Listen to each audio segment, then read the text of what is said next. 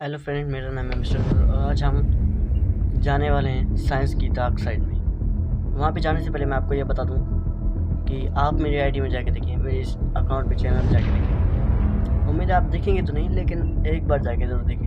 वहाँ पे मेरी वीडियोज़ के पास में काफ़ी सारे गैप है। ये गैप इसलिए ये सिर्फ यूट्यूब खैर के बारे में हम बाद में डिस्कस करेंगे, लेकिन फिलहाल हम अपने टॉपिक पर चलते हैं। आज का हमारा टॉपिक है डार्क माइंड। डार्क माइंड के बारे में मैं आपको ये दो चीज़ें बताने वाली हूँ। चलिए स्टार्ट करते हैं। एक भूखा भेड़िया जो कि एक ढेर पे पाया गया, वो मरा हुआ था। ना ही उसे कुछ चोट लगी थी, ना ही किसी शिकारी की गोली।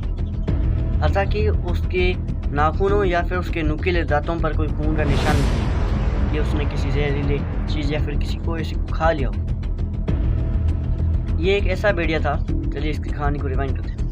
ये एक ऐसा भेड़िया था जिसने शिकार पर जब निकला तो उसने देखा कि एक भेड़ है जो कि जख्मी पड़ा हुआ है। उसके पैर में बहुत ही ज़्यादा चोट लगी है और उसे मारना बहुत ही आसान है, यानी कि वहाँ पे खतरा नहीं है। और दूसरी तरफ ही उसने देखा कि एक दूसरी मादा भेड़ है जिसके पेट में बच्चा है और वो दर्द से चिल्ला रही है, लेकिन उसके आसपास में बहुत सारी भेड़ें हैं। अब ये भेड़िया सोचता है कि ये जो ज़ख्मी है, अगर मैं इसके पास गया तो आराम से मुझे मेरा खाना मिल जाएगा। अपनी सेहत के मुताबिक, अपनी नीड के मुताबिक मुझे मेरा खाना मिल जाएगा। लेकिन दूसरी तरफ अगर वो जाता तो उसे डबल खाना मिलता। अब ये पहली तरफ जाता है और कहता है कि मैं अपनी नीड के हिसाब से जाके खाना खाऊँ, और वो उस भेड़ को छूने ही वाला होता है कि खून की तरफ की आने वाली खुशबू उसके नाक को पहले छू लेती है।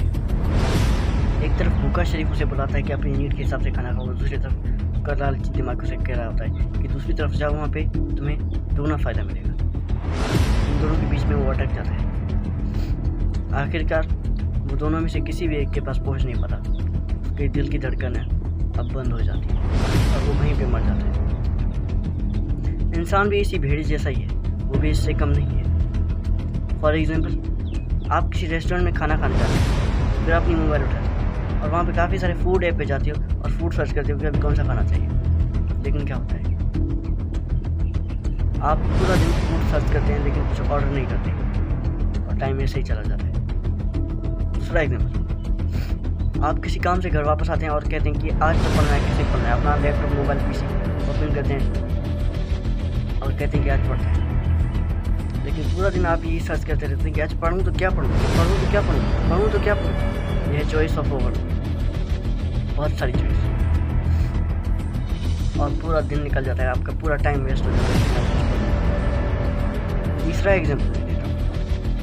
फॉर एग्जाम्पल, छुट्टियों में आप कहीं घूमने जा रहे हो, आप अपनी मोबाइल, लैपटॉप सबको ओपन करते हैं और हर एक वेबसाइट पे जाते हैं, हर एक जगह सर्च करते हैं और उसका व्यू देखते हैं कि हमें इस जगह पे जाना चाहिए, नहीं इस जगह पे जाना चाहिए, नहीं इस जगह पे जाना चाहिए।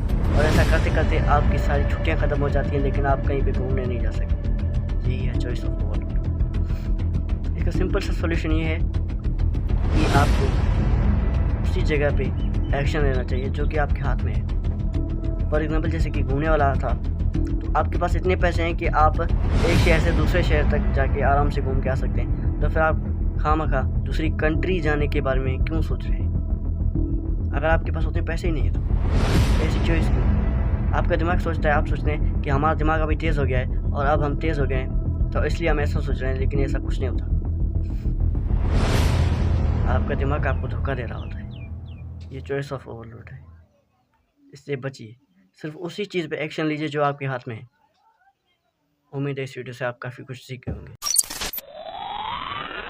खाने से सिर्फ 10 सेंटीमीटर दूर, फिर भी वो सब के सब भूख से मर गए। एक कीट वैज्ञानिक फैब्रे ने एक अजीब प्रयोग किया। उसने गमले के किनारे इन कीड़ों की एक लंबी कतार बना दी। इन कीड़ों की एक खतरनाक आदत होती है, ये सिर्फ आगे वाले को फॉलो नहीं करते, बल्कि चलते चलते अपने पीछे धागा भी छोड़ते जाते हैं। धीरे धीरे वही धागे उनके पैरों के नीचे एक पक्की सफेद लाइन बना देते हैं। फैब्रे ने उस कतार के सिर और पूंछ को जोड़ दिया और एक अंतहीन चक्र बन गया। गमले के बीचों बीच सिर्फ 10 सेंटीमीटर दूर ताजा और हरी पत्तियां रखी थी, लेकिन एक भी कीड़ा उस लाइन से बाहर निकलने की हिम्मत नहीं कर पाया। पहले दिन सब एक ही गति से चलते रहे और उस रास्ते को और मजबूत करते रहे। दूसरे दिन कुछ कीड़े थक कर गिरने लगे, लेकिन उनकी मौत भी इस चक्र को तोड़ नहीं पाई। पीछे आने वाले बिना रुके अपने ही साथियों की लाशों पर चलते रहे और उसी तय रास्ते को और मोटा और मजबूत बनाते गए। 7वें दिन पूरी की पूरी टोली खत्म हो चुकी थी। वो मरे किसी शिकारी से नहीं, बल्कि अपने ही बनाए हुए रास्ते पर चलते चलते। और हैरानी की बात, जिस खाने से वो बच सकते थे वो उनसे बस आधे हाथ की दूरी पर था। साइकोलॉजी में इसे पाथ डिपेंडेंस कहा जाता है। जब एक सिस्टम एक बार बन जाता है तो फिर वो इंसान पर निर्भर नहीं रहता। कोई गिरे कोई मरे, सिस्टम चलता रहता है और पीछे आने वालों को भी उसी रास्ते पर धकेलता रहता है। आज की दुनिया में भी कई लोग उसी रास्ते पर चल रहे हैं। माँ बाप कहते हैं सरकारी नौकरी सुरक्षित है, तो तुम उसी के पीछे भागते हो। भले ही सिस्टम बदल रहा हो, नौकरियां खत्म हो रही हो, लेकिन तुम रुकते नहीं, क्योंकि सब उसी रास्ते पर चल रहे हैं। कोई कहता है घर खरीदो, कीमत बढ़ेगी, तो तुम अपनी पूरी जमा पूंजी लगा देते हो। भले ही अंदर से डर रहे हो, लेकिन तुम रुकते नहीं, क्योंकि यही सही रास्ता बताया गया है। तुम सोचते हो तुम एक सुरक्षित रास्ते पर चल रहे हो, लेकिन सच ये है तुम एक ऐसे रास्ते पर हो जो तुम्हें धीरे धीरे खत्म कर रहा है। हो सकता है जिसने रास्ता दिखाया वो खुद भी अंधा हो, और जिस रास्ते पर तुम चल रहे हो वो दूसरों की गलतियों और कुर्बानियों से बना हो। इसलिए रुक जाओ, सवाल करो, गलत रास्ते से हटने की हिम्मत करो, गलती करने की हिम्मत करो, क्योंकि जिंदगी का रास्ता आगे नहीं होता। जिंदगी का रास्ता अक्सर वहीं होता है जहां जाने से तुम सबसे ज्यादा डरते हो। कि बेटा पढ़ाई लिखाई करके Мы всегда помним имена, лица, номера. Я помню только пин-код за мастер-класс. Походка от ведра, это я иду в магаз. Встреча консультант меня узнает по глазам. Мы всегда помним имена, лица, номера. Я помню только